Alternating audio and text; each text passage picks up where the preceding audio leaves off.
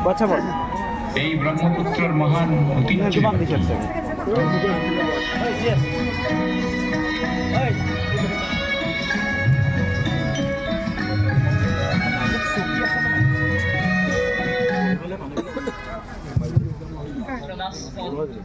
মুকলি মঞ্চত উপবিষ্ট হে সুধীবৃন্দ, নীলাচল গ্ৰীণ হাউচৰ তৰফৰ পৰা আপোনালোকৰ আগত নিবেদিছোঁ এটি সাংস্কৃতিক কাৰ্যক্ৰম ক্ৰমণিকা, য'ত অসমৰ বিভিন্ন জাতি জনজাতিৰ মাজত সমন্বয় আৰু ভাতৃত্ববোধৰ বাৰ্তা প্ৰেৰণ কৰিব বিচৰা হৈছে।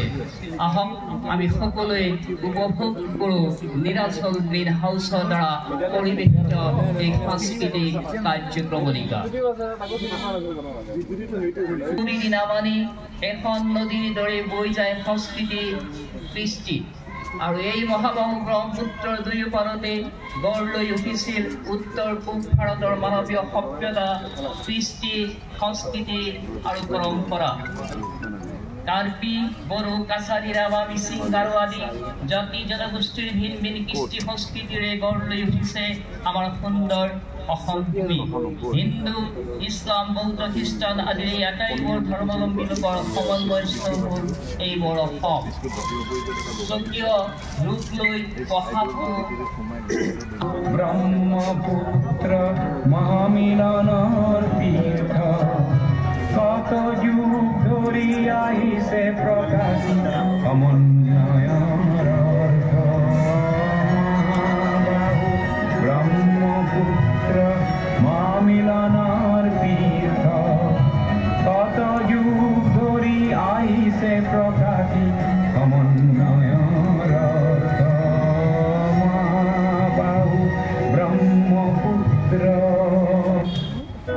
মহাবাহু ব্ৰহ্মপুত্ৰ মহামিলনৰ তীৰ্থ।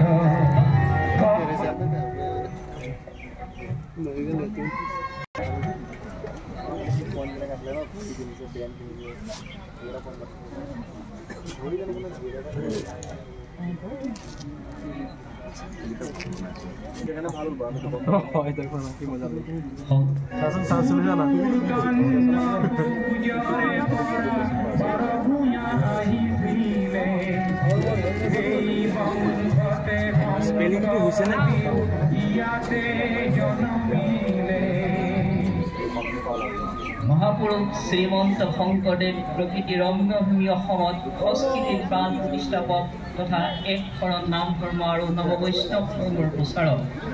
জাতি ধৰ্ম বৰ্ণ বিভেদক দূৰ কৰি প্ৰতিষ্ঠা কৰিছিল এক একতা সম্প্ৰীতিৰ বৰঘৰ। ধৰ্মীয় আৰু নৈতিক শিক্ষা তথা উন্নত চেতনাৰ গঢ় দিয়াৰ উদ্দেশ্যে তেখেতে প্ৰতিষ্ঠা কৰিছিল সত্ৰ বা নামঘৰ।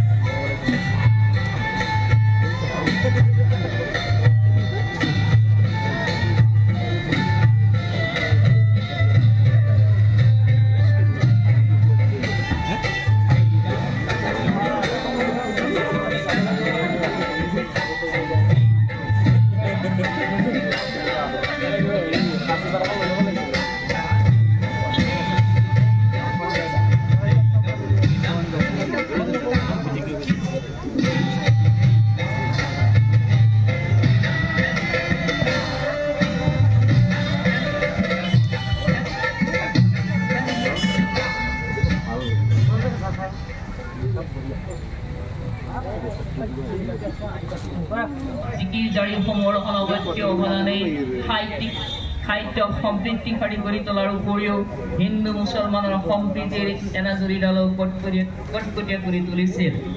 অসমীয়া সমাজত সম্প্ৰীতিৰ বাৰ্তা বজাই ৰখা, ভাষাৰ ক্ষেত্ৰতো জিকিৰ আৰু জাৰিসমূহে অসমীয়াৰ স্বকীয়তা বজাই ৰখাত সফল হৈছে। ইছলাম ধৰ্ম প্ৰচাৰৰ উদ্দেশ্যে আহি আজান ফকিৰে ধৰ্ম গোলামীৰ পৰা মুক্ত থেকে ৰচনা কৰা এই জিকিৰ জাৰিসমূহে অসমীয়া সমাজ সাহিত্যৰ সৈতে একাকাৰ হৈ পৰিছিল। কৰে আজান ফকিৰে মধুৰ জিকিৰ ৰচিলে